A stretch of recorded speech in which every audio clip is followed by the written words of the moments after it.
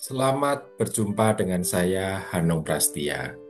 Pada kesempatan ini, saya berbagi mengenai sleep paralysis atau kalau orang Jawa sering berkata tindien. Nah, sebelum Anda melihat, menyaksikan, menikmati, dan mendengarkan dengan seksama, pastikan Anda like dan subscribe, dan Anda boleh share ke beberapa teman atau ke banyak teman sehingga mereka memahami apa itu tindian, apa itu sleep paralysis. Sleep paralysis atau kelumpuhan tidur adalah suatu kondisi, ya, suatu kondisi di mana seseorang mengalami ketidakmampuan sementara. Ketidakmampuan sementara untuk bergerak,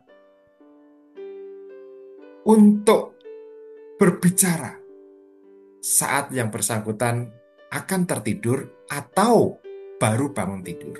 Ya, saya ulangi bahwa sleep paralysis atau orang Jawa bilang tindian atau kelumpuhan tidur adalah suatu kondisi di mana seseorang mengalami ketidakmampuan sementara untuk bergerak atau berbicara saat akan tertidur atau baru bangun tidur. Kondisi ini biasanya berlangsung beberapa detik hingga beberapa menit dan sering disertai dengan perasaan takut yang intens serta halusinasi visual atau pendengaran. Apa penyebabnya? Sleep paralysis terjadi karena gangguan pada proses transisi antara tahap tidur dan bangun, khususnya pada fase tidur REM, REM atau Rapid Eye Movement, di mana otot-otot tubuh secara alami mengalami relaksasi total atau atonis otot untuk mencegah tubuh bergerak mengikuti mimpi. Selain itu, penyebab sleep paralysis antara lain gangguan tidur REM, ya. Ini maksudnya begini, ketidaksesuaian antara kesadaran bangun dan atonia otot saat tidur REM. Kemudian bisa juga karena kurang tidur atau pola tidur tidak teratur.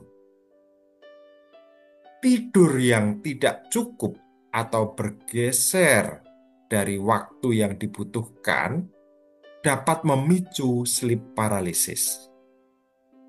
Selain gangguan tidur REM, kurang tidur, atau pola tidur tidak teratur, stres dan kecemasan ini juga bisa menyebabkan sleep paralysis.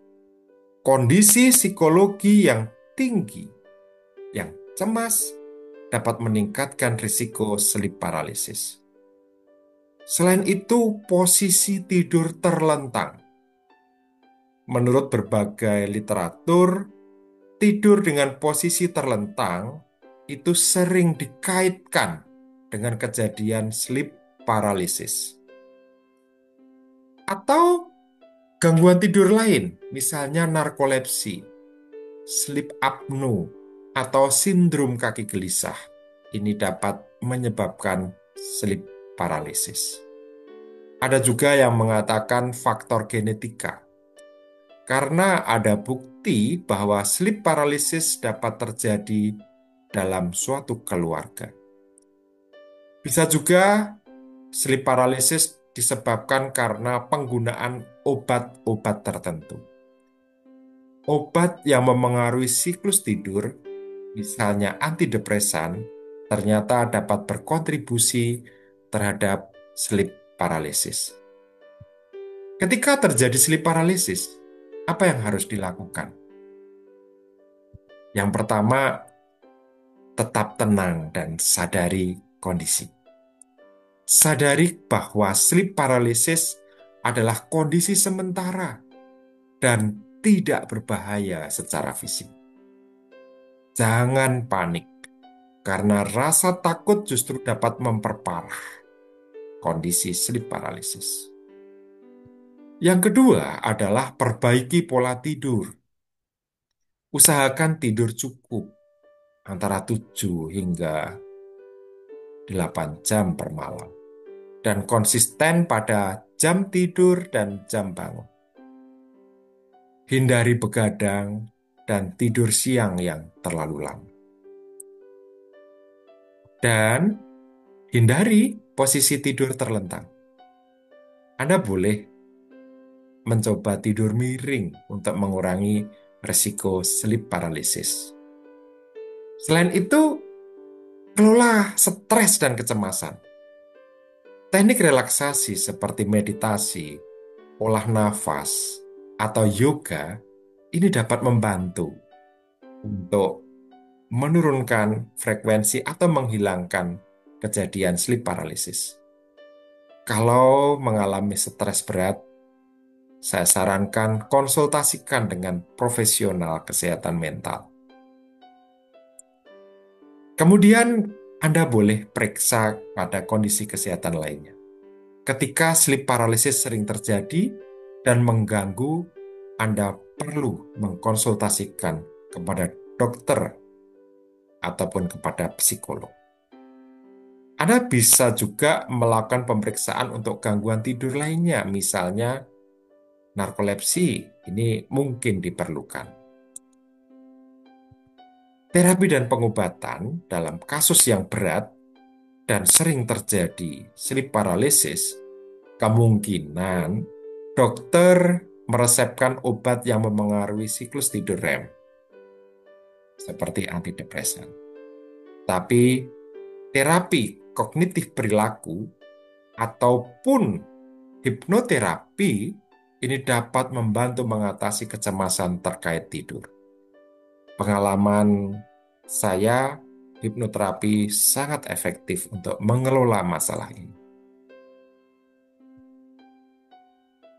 Akhirnya, secara ilmiah, sleep paralysis ini dapat terjadi ketika otak sudah bangun, tetapi tubuh masih dalam keadaan atonia otot yang normal terjadi selama tidur REM.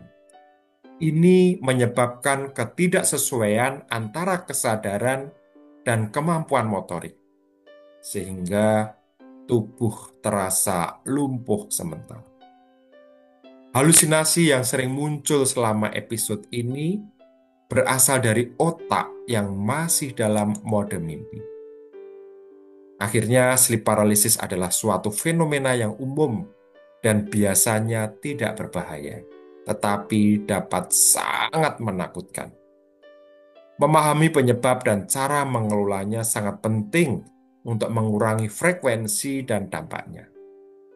Jika Anda mengalami sleep paralysis berulang dan mengganggu kualitas hidup, sebaiknya konsultasi dengan dokter, psikolog, atau profesional untuk evaluasi lebih lanjut.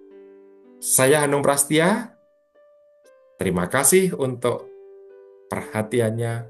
Terima kasih telah menyaksikan YouTube saya. Jangan lupa share jika memang bermanfaat untuk Anda.